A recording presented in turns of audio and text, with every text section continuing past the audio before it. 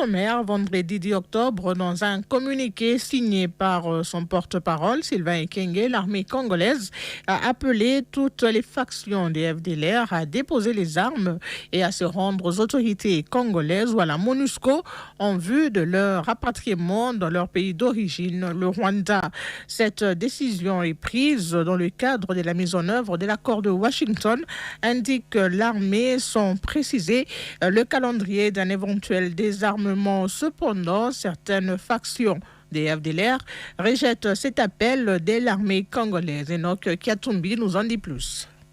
Face à cet ultimatum, le FDLR FOCA rejette catégoriquement toute idée de désarmement. Leur porte-parole, le lieutenant-colonel Octavien Mutimura, affirme que le mouvement résistera jusqu'à ce que Kigali accepte un dialogue inter-rwandais. Selon lui, remettre les armes sans garantie de sécurité pour les réfugiés rwandais installés en RDC serait une utopie. Le groupe rebelle accuse également l'AFC M23 de multiplier les attaques contre ses positions dans l'est du pays, avec les soutiens présumés du Rwanda. Cependant, certains ex-combattants s'étaient rendus à la MONUSCO en réponse aux appels de la mission invitant les groupes armés étrangers à quitter la brousse, déposer les armes et rentrer dans leur pays en toute sécurité. Après 3 jours au centre de transit, ils ont traversé la frontière de la Grande Barrière entre Goma et Gisenyi le 10 novembre, où ils ont été accueillis par les autorités rwandaises pour leur réinsertion. Depuis janvier 2025, la MONUSCO a déjà facilité le rapatriement de 149 ex-membres du FDLR, dont 51 ex-combattants et 97 membres de leur famille. Ce processus s'inscrit dans les efforts de stabilisation de l'Est de la RDC, où la présence des groupes armés étrangers demeure une source de tension. La neutralisation des FDLR est l'un des points sensibles dans les relations entre la RDC et le Rwanda. Elle figure parmi les clauses de l'accord de paix signé le 27 juin à Washington entre les deux pays. Merci Enoch Kiatoumi pour tous ces éléments. Caroline Zanzou Kassivita, je rappelle que vous êtes député national élu des Béni Territoires. Vous êtes gouverneur honoraire de la province du Nord Kivu et cadre de l'Union sacrée de la nation. L'armée congolaise a lancé il y a un mois un ultimatum aux FDLR, toutes factions confondues, de se rendre et déposer les armes pour un rapatriement au Rwanda ou faire face à la force. D'abord, comment comprendre cet appel de l'armée congolaise? Bonsoir, je voudrais encore une fois ici réitérer que l'armée congolaise est dans ses obligations régaliennes de pouvoir appeler tout groupe armé irrégulier sur le sol congolais, soit à déposer les armes, soit à subir le fait d'un FARDC.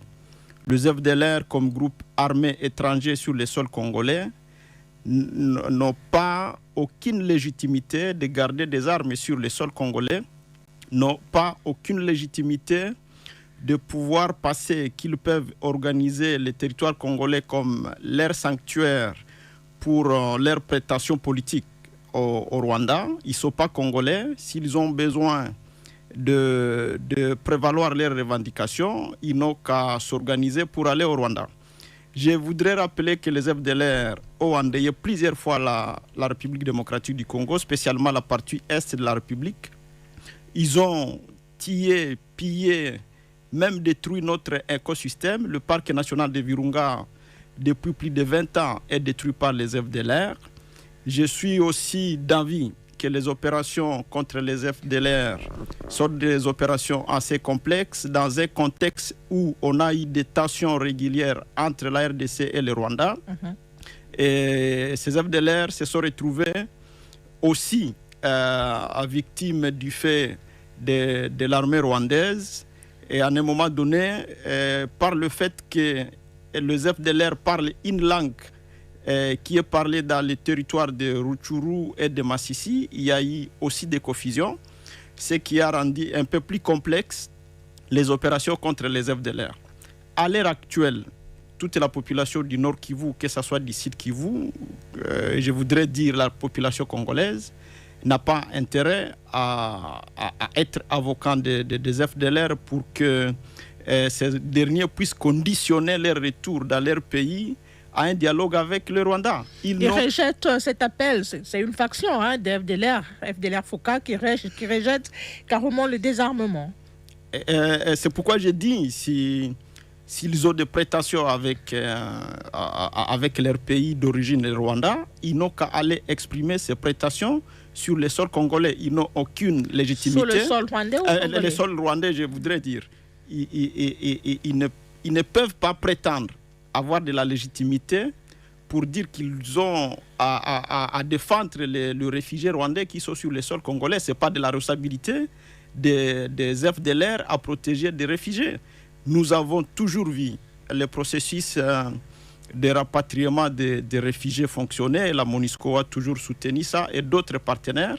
Nous pensons que s'il y a encore des réfugiés rwandais civils, ils n'ont qu'à suivre la voie du rapatriement. Et ces questions de réfugiés sont gérées dans un cadre tripartite avec les ACR. Je crois que la première option donnée par les FARDC, celle de se rendre et de rentrer au Rwanda, c'est la meilleure pour les FDLR. Mais nous savons aussi que... en cas de résistance, qu'est-ce qui pourrait arriver? Ça bloque le processus? En cas de résistance, je crois que ce n'est pas la première fois qu'il y a des opérations contre les FDLR. La RDC a déjà organisé des opérations conjointes contre les FDLR avec le Rwanda, mais aussi la RDC a déjà été soutenue par la MONUSCO pour traquer le FDLR, effectivement avec une donne de sensibilisation quand il s'agit des opérations avec la MONUSCO. Nous ne pouvons pas, comme pays, continuer à supporter les caprices des FDLR sur notre sol, parce que cette question des FDLR a toujours été utilisée par les Rwandais pour nous attaquer régulièrement. Et à ce niveau-là, on comprendra que ces FDLR jouent le jeu de Kigali pour continuer à pérenniser le prétexte de leur présence sur le sol congolais avec un objectif de pouvoir déstabiliser le pouvoir de Kigali. Moi, je pense que nous sommes plus les victimes de ces FDLR FOCA, surtout les FDLR FOCA, qui font payer nos paisibles citoyens des rançons, des taxes illégales dans les territoires de Rutshuru et surtout dans la chefferie de Bwito et de Bwisha. Alors, M. Karline Zanzou Kasivita, je répète ma question. En cas de résistance, qu'est-ce que le gouvernement ferait? Qu'est-ce que l'armée devrait faire? Ce qui est vrai, la RDC est dans toute sa légitimité de pouvoir combattre tout groupe armé qui détient les armes illégalement sur le sol congolais. Mais nous ne devons pas oublier aujourd'hui que ces FDLR se retrouveraient dans l'espace contrôlé par les 1-23, aujourd'hui, et le Rwanda Ce qui rend la tâche difficile, un peu compliquée. Ça rend quand même la question plus complexe. Et je pense que dans le cadre du processus de Washington et de Doha, la réponse serait de pouvoir les traquer s'ils ne sont pas s'ils n'acceptent pas évidemment la reddition. Et donc, mais comment les traquer alors qu'ils sont dans une zone occupée par la rébellion du M23? Le processus de Doha et de Washington devront donner la piste. D'ailleurs, il y avait déjà des discussions quant à s'il faut lire tout ce qui a été fait comme pré-accord ou accord à Luanda. Il y avait déjà des modalités opérationnelles pour traquer les FDLR si jamais ces derniers n'acceptaient pas de rendre les armes. Patrick Mondeke, vous êtes membre du parti politique Ensemble pour la République, conseiller de Moïse Katumbi et membre du collectif des notabilités du Nord Kivu. D'abord, qu'est-ce que vous pensez de cet appel de l'armée rwandaise, cet ultimatum lancé au FDLR pour qu'ils se rendent ou qu'ils déposent les armes pour un rapatriement au Rwanda? En fait, moi, je pense que l'armée congolaise est en train de prendre la question des FDLR comme une blague. Mais je voudrais rappeler que dans l'histoire de ces pays, ces FDLR-là sont un danger et sont dangereux. En faire un communiqué, c'est comme les aviser que nous allons venir vous attaquer. Il faut d'abord revenir en arrière. Aujourd'hui, tous ces FDLR-là ont beaucoup d'armes, madame. Les armes qui ont été distribuées par le gouvernement congolais à tous les groupes armés de l'Est de la République. Ils ont donné des armes au FDLR, Les mêmes armes sont parties chez les Maïmaï, chez les Wazalendo. Vous avez des preuves, Patrick Mundeke? En tout cas, le ministre Nzangi, quand il est venu appeler les groupes armés qui étaient dans la forêt de venir prendre les armes à Goma, il n'a pas fait exception des FDLR. Ça, on a tous des preuves. Alors, aujourd'hui, ces FDLR-là sont bien armés. Ils sont en train d'endayer la population, comme l'a dit le gouverneur Carly. Mais on ne peut pas, par un communiqué, demander à des bandits comme ça de sortir de la forêt et penser qu'ils vont sortir. Il fallait, par contre, et c'est là où je fustige l'approche du gouvernement congolais, ceux qui sont en train d'aller négocier à Doha ou à Washington, ce sont des Congolais peut-être, ou certes, mais ils n'ont pas la maîtrise du terrain. Pourquoi Tshisekedi a inscrit les gens de l'Est dans l'équipe de négociation pour établir la paix à l'Est? Parce qu'aujourd'hui, les FDLR, ce ne sont pas des enfants de guerre. C'est des gens surentraînés qui se battent depuis 30 ans. Et ils sont aguerris, connaissent les Kivu. Et ils ne vont pas sortir par un communiqué. Moi, je pensais que ceux qui étaient à Washington, par exemple, allaient demander au médiateur américain, avec sa force militaire, de dire il faut nous aider à traquer les FDLR. Comme ça, on sait que le Rwanda, le Congo et les Américains vont traquer les FDLR. Et les Américains vont jouer un double rôle. Ils vont être comme des témoins et constater que les FDLR sont cette fois-ci finis à l'est du Congo. Mais aujourd'hui, on dit on va faire un communiqué, c'est comme les avertis. Après, le ministre Khalil l'a dit, d'ailleurs, le gouverneur Khalil l'a dit, il a dit qu'il y a des communautés qui sont à Massy, qui sont à Rutshuru, qui parlent la même langue que les FDLR. Ça veut dire, le fait de les avertir, ils vont se disperser dans la population. Et quand on va venir traquer les FDLR, on risque de ne trouver personne. Mais la menace sera toujours là. Et le prétexte sera toujours là. Et c'est d'autres guerres qui seraient justifiées par la présence des mêmes FDLR. Je regrette que Kinshasa ne prenne vraiment pas cette question avec tous les sérieux.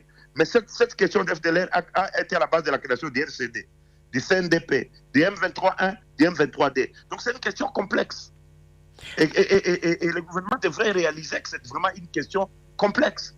Alors on a qui va au-delà d'un communiqué de l'armée. On a suivi la réaction allait donner... L'effet surprise allait donner beaucoup plus de résultats que faire un communiqué. D'abord, le gouvernement disait d'abord qu'il n'y a plus de FDLR. Il y a des ministres qui ont dit que les FDLR, ce n'était pas des FDLR, c'était les coltans. Maintenant, aujourd'hui, le gouvernement fait rétropédale. Il dit non, il y a des FDLR, mais il faut quand même un communiqué, quitter la brousse, venez nous rendre les armes. Ça, c'est une blague. Alors, on a suivi le porte-parole des FDLR Foka qui rejette catégoriquement cet appel au désarmement. Il justifie la lutte armée par la protection des réfugiés rwandais et pose comme condition un dialogue inter-rwandais et un retour en toute dignité. Patrick Mundeke. Mais en fait, ces gens se moquent des Congolais. Non seulement ils tuent les Congolais, ils détruisent notre écosystème, le gouverneur Khalil l'a dit, mais ils sont en train de se moquer de nous. Kagame ne vit pas au Congo. Kagame ne dort pas au Congo. Vous voulez un dialogue avec Kagame, vous savez où les trouver, il faut aller les chercher au Rwanda. Ça veut dire qu'ils sont dans les dilatoires qui les permettent de gagner le temps, tout en violant la souveraineté de notre pays. Et l'armée congolaise, si c'était vraiment une armée congolaise, elle allait faire déjà pression sur tous ces groupes armés depuis longtemps. Il n'y a pas que les FDLR. Les ZDF aussi vont nous créer d'autres problèmes avec les Ougandais. Aujourd'hui, le gouvernement congolais ne peut pas demander à l'armée ougandaise de béni de Kiba. Parce que nous sommes dans un système où les gens... Dans un système... On a du mal à vous suivre. Patrick Mundeke essaie de bouger pour améliorer la qualité de la ligne. Je bouge un peu. Je voudrais dire qu'aujourd'hui, que l'armée congolaise n'est pas dans une posture de demander à l'armée ougandaise de se retirer de Beni et de Lubero. Parce que si vous osez faire ça, si le prétexte des ZDF, notre rébellion va naître là-bas. Donc nous devons prendre toutes les menaces des groupes étrangers ensemble et dire comment nous réglons cette question une bonne fois pour toutes. Et aujourd'hui, nous avons les Américains qui sont des médiateurs dans les conflits congolais. Ils montrent l'intention de dire qu'ils veulent que l'Est du Congo soit pacifié. Il fallait les inviter dans la traque de tous ces groupes armés-là. Parce qu'ils ont une technologie plus élevée, ils ont une armée puissante, ils ont les armes adaptées, ils ont un renseignement beaucoup plus poussé. Ils peuvent nous aider à régler cette question d'une manière définitive. Mais la complaisance du gouvernement congolais, nous sommes partis aux États-Unis pour brader seulement les minéraux du Congo et pas régler des vrais problèmes de sécurité de la République.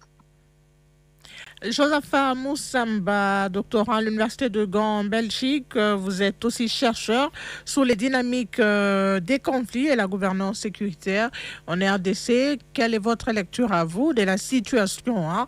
Ce tableau, on a l'armée qui demande à FDLR de déposer les armes, de se rendre pour leur rapatriement.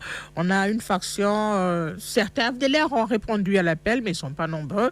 Et on a une faction de FDLR FOCA, qui est catégorique, niet, on ne dépose pas les armes, on doit protéger les réfugiés rwandais. Cette faction pose une condition qui est un dialogue inter-rwandais avant avant de se rendre ou avant de déposer les armes. Merci beaucoup pour la question. Je remercie les prédécesseurs, mais je voudrais d'abord commencer par dire le fait que la RDC et la Kinshasa soient enfin contraints à commencer les processus de CONOPS tant que le Rwanda ait commencé à lever ses mesures de sécurité. Donc, c'est une bonne chose. Hein? Et alors, selon un chercheur aussi de l'Institut de sécurité basé en Afrique du Sud, il considère aussi la rébellion AFC comme étant une des mesures sécuritaires du Rwanda. Ma lecture, ça c'est la première, ma lecture est que, comme vous l'avez dit, de quel FDLR parlait-on exactement? Vous avez parlé des FDLR FOCA. On ne fait pas allusion au CNRD et FLN. Bien sûr, bien qu'on parle, on les assimile tous FDLR, parce que le FOCA, c'est le plus grand noyau des groupes armés étrangers. Et donc, de qui on parle et puis pourquoi le Rwanda et la C23 ne sont-ils pas à mesure de les neutraliser ou de les capturer, tout comme a dit Carly et comme venu de dire Patrick. Et moi, l'autre lecture, est-ce que la RDC est-elle à mesure d'indiquer vraiment les nombreuses avancées de la C23 tout en laissant les opérations ou en lançant les opérations militaires contre les FDLR dans les deux provinces de Sud-Kivu? Et est-ce que moi je vois un autre des pièges, hein? Parce que les FDLR, piège à quel niveau? Carly, sont présents dans les zones contrôlées par l'FCM23, mais aussi par les zones du gouvernement. Et ils ont évoqué le dialogue entre Rwandais, les FDLR, comme vous l'avez dit. Moi, je pense que ça mérite une discussion, hein? Mais comment y parvenir? Et alors, les FDLR et le CNRD protègent leurs dépendants, c'est vrai. Mais qui sont alors les cibles des RDF et surtout des P3, comme on l'a vu récemment. Comment est-ce qu'on aborde cette question? Pour moi, il y a toute une sorte de complexité. On ne peut pas demander à la RDC, dans le contexte actuel, du Nord Kivu et du Sud Kivu, chaque jour, on reçoit des incidents dans les zones tampons, contrôlées alternativement par l'AFC-M23 et le gouvernement, ou bien l'AFC-M23 et les Wazalendo. Il y a des accrochages chaque jour. Et dans le groupement des, je pense, autour de Nyanzale, Bombo, etc., et aussi dans le Massissi, l'AFC-M23 se confronte chaque fois au FDLR. Et je ne vois pas comment le gouvernement congolais va être en train d'endiguer la progression du M23, parce que le M23 est en train d'avancer, il prend des villages contre les FARDC, mais au même moment mener les opérations militaires contre les FDLR. C'est là que je me suis en faux par rapport à mes co-débatteurs, Patrick Mondé et Carly. Parce que ce n'est pas une technique, militairement, ça ne va pas fonctionner, ça va fatiguer les militaires. Ils ne peuvent pas engager deux fronts au même moment. Et les possibilités ne sont pas encore offertes à ce moment. Que ce soit au Nord Kivu, tout comme au Sud Kivu. Tenez, madame, au Sud Kivu, il y a les centres de concentration aujourd'hui, en dehors du territoire des Fidi, les territoires des Mwenga, les territoires des Kabarek. Il y a le M23 à ses forces dans le haut plateau avec les MRDP Tchoukané. Et si on demande de commencer les opérations militaires contre les FDLR au Sud Kivu, eh bien, ils vont aussi étendre leur zone de contrôle et ils vont prendre d'autres endroits, ce qui est normal. Au Nord Kivu, tout ce qu'ils sont repérés aujourd'hui de localisation dans les PNV et autour dans les territoires de Rutshuru, eh bien, c'est des zones aussi de contentement, comme on dit, d'endiguement. On ne va pas demander au FRDC si eux-mêmes disent qu'ils sont en mesure de les faire. Donc, et je ne dis pas que ce n'est pas compliqué, mais je suis seulement pas déçu. Je constate que les FRDC, ils sont venus avec la sensibilisation, ce qui est bien. Mais dans quelle mesure le Rwanda a retiré aussi des mesures de défense? Est-ce qu'il a déjà commencé à les retirer? Parce qu'on a commencé à mettre en œuvre le CONOPS. Même si je ne suis pas d'accord avec le CONOPS, je pense que c'est un accord qui a été signé par Kinshasa, par complaisance, sauf si les experts ont mis en place leur expertise et puis on sont allés négocier. Mais on a floué, et puis le Rwanda a floué le Congo en signant cet accord au CONOPS. Parce que je me rends compte que la RDC a été dupée par les Rwandais. Et si moi j'avais fait partie de cette délégation, les pays n'auraient pas, je ne dis pas moi, mais quelqu'un d'autre, n'aurait pas signé ce document sans l'amender. Parce que le représentant de la RDC a négocié avec des experts.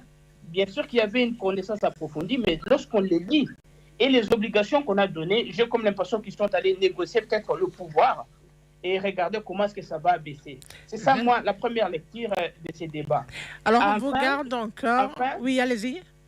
Enfin, je ne suis pas très d'accord avec aussi Patrick et René Carly, pour la simple raison que je ne défends pas non plus les FDLR. C'est un groupe armé étranger qui est à l'est du Congo, et il y en a d'autres groupes armés comme on en a parlé, au sud comme au nord Kivu. Mais ces groupes ont fait partie des dispositifs sécuritaires selon plusieurs époques. Si vous avez été gouverneur au nord Kivu, et à un moment où on a traqué ces groupes armés là-bas, mais finalement, le rapport de force a changé. Ça, c'est d'un angle militaire. L'État congolais, d'un moment à un autre, les a utilisés pour endiguer à la fois des rébellions, les RCD à l'époque, et très récemment, on a vu les autres. Donc, on ne peut pas dire qu'ils tuent tout simplement parce que dans d'autres endroits, ils ont aidé là où, par exemple, l'État, que par exemple, l'honorable Carly a été gouverneur, il n'a été pas en mesure aussi de sécuriser d'autres endroits à certaines zones. Et ces groupes, ensemble avec d'autres Nyatura, qui croyaient à leur contrôle, à leur gouvernance rebelle, ont cru à eux et ils les ont aidés à sécuriser quelque part. Mais, comme c'est un groupe armé étranger, ils doivent rentrer chez eux. Mais comment est-ce qu'ils vont le faire? Ce sont aussi des réfugiés. Ils ont des droits, ils ne sont pas que des militaires, il y a aussi des dépendants, des femmes et des enfants. On ne peut pas dire qu'on va les neutraliser, on va les tuer tous, monsieur le gouverneur. Ouais. Merci Josaphat, vous êtes très très nombreux à suivre cette émission. Papi Mouchobozi, vous nous écrivez depuis le Burkina Faso. Vous pensez que la question des FDLR ne devrait pas être une condition imposée par le Rwanda pour trouver solution à la crise du M23. C'est un piège tendu car le Rwanda reviendra au Congo pour réclamer une frange de ses troupes sous prétexte qu'ils sont restés au Congo pendant l'opération conjointe. Jado Igilima, vous êtes à Bukavu. Il est vrai que ces FDLR doivent quitter, mais ce n'est pas par un simple communiqué intimidatif que cela doit se faire. Ce communiqué vise seulement à montrer à la face du monde que la RDC a finalement reconnu l'existence des FDLR sur son territoire. On va en profiter pour ouvrir très rapidement le standard et écouter ces auditeurs qui sont en ligne. On commence par le premier qui est à Bukavu, me dit-on. Oui, ça sera pour vous, Karline Zanzou. Jean-Jacques Bagabo depuis Bukavu. Le gouvernement congolais avait mal procédé en s'engageant sur un terrain très glissant comme celui des FDLR en République démocratique du Congo. Que compte faire les FRDC face à cette résistance des FDLR qui pose une condition difficile et qui affirme qu'elles résisteront, sachant que les guerres ont déjà affecté les populations civiles à l'est de la République démocratique du Congo? Que le parti en conflit épargne cette fois les paisibles citoyens. Alors, Karline Zanzou, le gouvernement avait mal procédé en s'engageant sur ces terrains très glissants des FDLR, selon cet auditeur de Bukavu. Vous avez suivi aussi les analyses de Patrick et Josaphat Moussamba sur la question. Je comprends l'inquiétude de notre frère Jean-Jacques de Bukavu. qui vit au quotidien les conséquences de la guerre et qui pense qu'une nouvelle traque de FDLR pourrait encore une fois avoir des conséquences assez néfastes sur la population civile, ce qui est normal. Dans toutes les questions de guerre, il y a toujours des conséquences à déplorer. Mais ici, nous sommes dans une approche solution de la problématique de la guerre à l'est de la République démocratique du Congo, du moment où le Rwanda, Patrick Mundeke l'a rappelé, a toujours utilisé la question des FDLR comme prétexte pour attaquer la RDC et violer notre souveraineté. Nous n'avons pas, comme pays, comme RDC, nous n'avons pas d'intérêt, et nous ne l'avons jamais eu, de continuer à penser qu'il faut être avocat des FDLR. La question qui est ici, c'est une question de principe. Les FDLR, c'est un groupe armé étranger qui possède des armes, ce qui ne rentre plus dans la dimension de la gestion des réfugiés. Parce que les réfugiés ne peuvent pas être armés sur le sol d'un État hôte.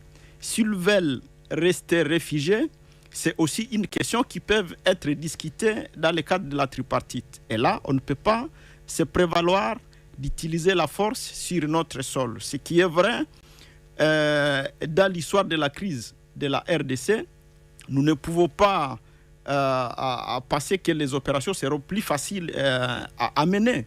Nous le savons très bien. J'ai bien dit que dans la région, il y a plusieurs populations civiles congolaises qui parlent la même langue que les FDLR, et qu'à un moment donné, le Rwanda avait toujours eu la tendance de vouloir généraliser et de considérer que beaucoup de jeunes qui étaient Nyatura étaient aussi des FDLR. On a toujours vu dans les plaidoyers du Rwanda qui considéraient que même tous les dépendants des FDLR étaient des FDLR. Nous devons arriver à faire un distinguo entre le réfugié rwandais et les FDLR des factions militaires qui sont armés et qui pensent qu'ils peuvent continuer à perpétrer des affres sur notre sol. Alors, je vais vous interrompre, Carline Zanzou. Il y a Blanchard Paloukou qui dit « Je pense que le gouvernement congolais, à un certain niveau, doit faire preuve des responsabilités. D'un côté, on nous a dit que les FDLR n'existent plus, mais aujourd'hui, ils contredisent leurs propos. » Réaction. Je ne pense pas que le gouvernement a déjà dit que les FDLR n'existent plus. On a toujours avancé la question des statistiques, le rapport de force des FDLR sur leur capacité d'attaquer le Rwanda. Et pour ceux qui suivent au quotidien la question de la sécurité dans l'est de notre pays, à un moment donné, on avait fait des opérations, la RDC et le Rwanda avaient lancé des opérations contre les FDLR et des statistiques avaient été avancées. Même les Nations Unies ont toujours avancé certaines statistiques sur leur capacité défensive. C'est la thèse du gouvernement congolais, c'est la thèse du pays qui ont toujours passé et je crois que c'est la vérité. Les FDLR n'ont aucune capacité militaire pour attaquer le Rwanda. Et c'est pourquoi j'ai dit même dans mon introduction que ces gens endeuillent plus la RDC. Pour ceux qui ont vécu dans le Nord Kivu et dans le Sud Kivu, ils savent combien les FDLR ont violé nos mamans. Ils savent combien les FDLR ont brûlé nos marchandises sur les routes entre Goma et Butembo. Ils savent comment la population supporte leur violation des droits de l'homme. Donc, à Nyamilima, à Tongo, c'est plus plausible. Les gens nous devrions être un intermédiaire dans le conflit FDLR et le gouvernement rwandais. Après Bukavu, on va se rendre à Kolwezi pour écouter cet autre auditeur qui est en ligne. C'est Patrick Mbouli Kassama depuis Kolwezi dans la province du Lualaba. La situation entre la RDC, le Rwanda et les FDLR demeure complexe malgré l'ultimatum lancé par l'armée congolaise exigeant leur reddition. Cet ultimatum traduit la volonté de Kinshasa d'appliquer l'accord du 27 juin 2025 et d'en finir avec les groupes armés étrangers. Cependant, les refus catégoriques des FDLR de se désarmer montrent que la crise dépasse la simple dimension militaire. Les revendications d'un dialogue inter-rwandais demeurent centrales. Sans cette ouverture politique, aucun règlement durable ne sera possible dans la région des Grands Lacs africains. L'usage exclusif de la force risquerait de perpétuer le cycle de violence. La RDC, tout en affirmant sa souveraineté, doit veiller à ce que cette opération ne soit pas exploitée par Kigali à d'autres fins. Il est donc urgent d'allier diplomatie et action militaire encadrée pour éviter une nouvelle escalade. Alors, Patrick Mundeke, comment vous réagissez à l'analyse de Patrick, votre homonyme Patrick Mbouli de Kolwezi? Je le salue, mais je pense qu'il est tout faux. Nous ne devons pas, c'est ce que Carly venait de dire tantôt ici, nous ne devons pas nous substituer dans les conflits rwandais. Les FDLR sont des Rwandais. S'ils ont des revendications contre le gouvernement rwandais, ils n'ont qu'à aller au Rwanda. Les Congolais ont déjà assez payé dans les conflits inter-rwandais. Nous, la question du FDLR, elle est comme une épine dans notre pied. Quand on a l'épine dans son pied, on ne se pose pas de questions, il faut la lever. Et si on va régler cette question avec la dimension militaire, tant mieux. Mais penser que ces gens-là vont se rendre ou attendront un dialogue au Congo, c'est continuer à pérenniser les problèmes, c'est être même naïf. Nous devons nous ranger, nous Congolais, tous, en disant, c'est fini, l'FDLR dans le politique. Mais moi, je suis d'avis que la question de l'FDLR dépasse aujourd'hui le gouvernement congolais et le gouvernement rwandais. Et comme nous avons eu la chance d'être aux États-Unis aujourd'hui, qui est un État le plus puissant militairement au monde, qu'est-ce que ça nous coûterait de les inviter dans cet accord-là que les gens sont en train de signer là-bas, de dire, venez nous aider à régler la question des FDLR. Il faut y intervenir à des niveaux. Ils vont amener les armes que nous n'avons pas, les renseignements peut-être que nous n'avons pas, mais ils vont être aussi des témoins que cette histoire, la menace des FDLR est déjà finie. On aura un État puissant qui aura participé à ces opérations et qui va les terminer et qui va certifier que cette question-là n'existe plus. Comme ça, les relations entre le Congo et le Rwanda vont s'améliorer. Alors, aujourd'hui, les FDLR... Nous devons poser des conditions où il faut qu'on ouvre le dialogue, la diplomatie. La question des FDLR, regarde les Congolais en quoi? Ils doivent partir chez eux.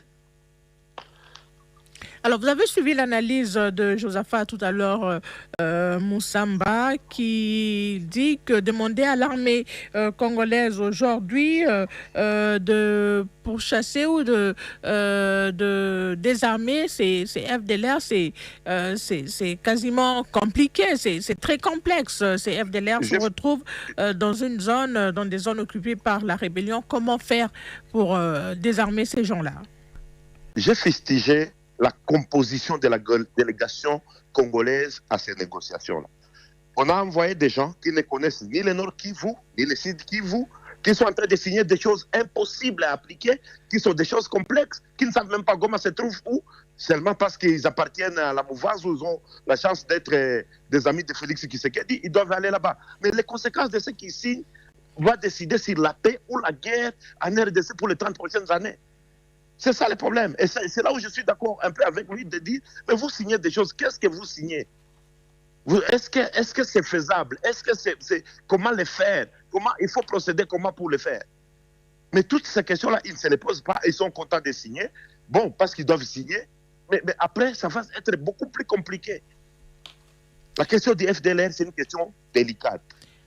C'est une question très délicate. Je disais tantôt qu'elle a dépassé la puissance militaire congolaise et la puissance militaire rwandaise. Il nous faut une autre puissance militaire peut-être beaucoup plus forte que nos deux puissances militaires. Parce qu'il y a eu des opérations conjointes qui n'ont pas fini cette menace-là. Merci. Et aujourd'hui, les FDLR sont super armés parce qu'ils ont eu à ramasser les armes qui ont été distribuées dans la région par le gouvernement congolais. Merci Patrick Mundeke. On va prendre le dernier auditeur qui est à Chabunda, au Sud Kivu. David de Massandi Chaban, depuis Chabunda au Sud Kivu. La RDC se crée des choses par vouloir trop gagné. La partie présumée avoir des FDLR est occupée par les M23. Pourquoi, dans cet accord, demander au Rwanda de mener cette opération pour une pure des coûts? Le Rwanda utilise les méthodes d'attrape pour bloquer la paix en RDC. Ce porte-parole de FDLR a raison. Personne ne peut s'amener où sa vie est en danger. Nul n'ignore que la paix dans le pays de la CIRGL passe impérativement par un dialogue national au Rwanda et son ouverture politique. Il est de bon droit dans cet accord. La RDC devrait exiger dialogue entre les Rwandais. Alors, Josaphat Moussamba, très brièvement, votre réaction au propos de David Massandi. Le propos de David, lorsqu'il parle d'exiger un dialogue entre Rwandais, ça s'est dit. Mais déjà, au niveau du Rwanda, je pense que depuis 2014, partant de mes expériences, j'ai été une fois dans une conférence avec quelqu'un qui a porté et décédé malheureusement, la commission de déportation du Rwanda. Et ils ont eu carrément, si vous êtes les combattants FDLR, vous quittez les groupes, il n'y a pas question de dialogue. Vous devez passer par, comme parle le centre de réintégration de Mutobo, et après ça, ils vont passer dans le processus de résocialisation ou bien de remettre les là dans la société rwandaise avec les rapproches actuels au Rwanda. Donc, les dialogues, il est refusé par le Rwandais. Mais vous savez très bien que nous, dans la région, le Rwanda a été de contraindre Kinshasa à dialoguer avec la rébellion. Le Rwanda reconnaît aujourd'hui. On a du mal à vous suivre, Josaphat. Votre ligne crash. Oui, alors je suis là. Oh, allez-y. Oui, je disais que le Rwanda reconnaît une rébellion et traite avec la rébellion État actuellement. Et donc, comment il refuse aussi une rébellion, même si cette rébellion a ses bases au Congo. Donc, je pense que les dialogues vont être très complexes, même si le porte-parole de FDLR a demandé ça, parce que Kigali refuse d'affermer une porte sur ces dialogues. Et je pense que les autres partenaires dans la région de Grand Lac ne sont pas d'accord à le pousser, même les Américains à le pousser. Mais je voulais juste une minute pour préciser quelque chose. C'est que par rapport à ce que l'ancien gouverneur a dit, et le Congo n'a rien à faire avec les FDLR. Je voudrais lui préciser que c'est en vertu de quoi la Commission nationale des réfugiés accorde des attestations de réfugiés à ces réfugiés rwandais. Je sais que vous êtes au courant, vous savez que ces documents existent. Et ces documents sont livrés pour un exercice de 2 années. Et moi, j'en ai des évidences. Donc, dites que le Congo n'a pas de lien, ça c'est déposer vos responsabilités et parler comme politicien, non pas comme technicien. Alors, Josaphat, le Rwanda est aussi content de FDLR parce que ça les affaiblit activement. Et les FDLR, ce qu'il faut savoir aujourd'hui, agissent comme agissent les ADF. Ils sont avec leurs dépendants, les enfants et les femmes.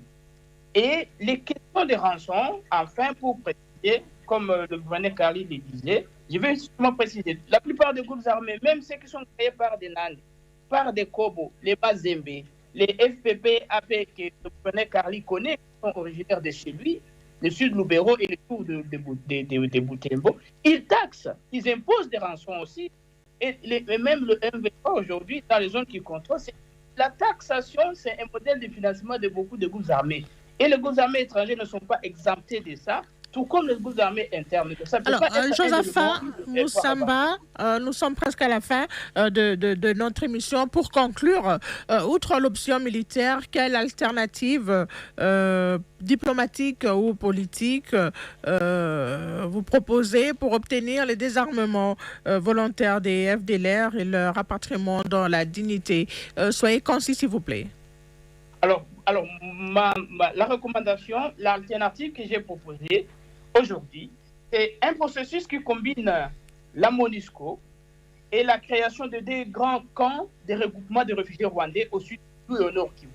Ces camps doivent être sous la protection des HCR et des Nations Unies afin d'assurer la sécurité des réfugiés et des opposants. Alors, 6 mois de sensibilisation et de stabilisation seront prévus, sans affrontement avec l'AFC M23 ou avec d'autres groupes armés, voyez-vous. Et donc, en cas de résistance et de refus, je pense, c'est à ce moment-là que les forces de la République démocratique du Congo, ou alors les forces spéciales intérimaires qui sont conçues dans cet accord en gestation entre les M23 et le gouvernement congolais, y compris les casques levés de prix, devront conjuguer leurs efforts pour contraindre les extrémistes ou ceux qui résisteront à la réduction ou pour les neutraliser.